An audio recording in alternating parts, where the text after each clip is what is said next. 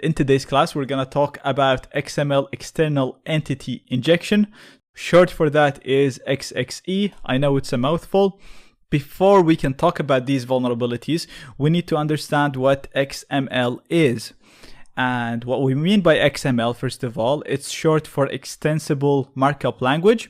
So similar to HTML, it's a markup language, but HTML is used to display elements on the screen. So if you open up a HTML page, right click and view the source of the page, you'll be able to see the code responsible for the elements that you see on screen. So you'll see the code that renders the images, the videos, and so on. With XML, it's designed to transport and store data. That's all. It's not used to display anything. It's not used to compute or calculate anything. It's simply designed to transport data and store it in a predefined and organized manner. So what do we mean by this? Let's have a look at an example. This is an example of some XML code or markup. And as you can see, we can have elements. The elements would start and close with a smaller and greater tag. And every time you open up an element, you have to close it with the same name, but you start with a /. So the note gets closed with a / note. The to gets closed with a /2, and so on.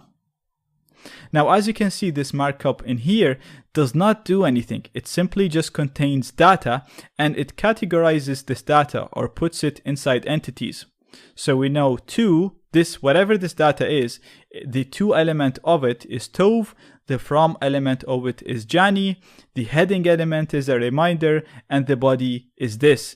But we don't know what's this supposed to do or how it's supposed to be used.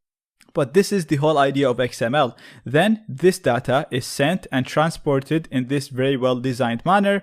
When it's received by a server, the server is going to interpret it and do whatever the programmer wants to do with it. So you could have an application on the server that will use this data to send an email from a person called Jani to a person called Tov with this heading, with this body.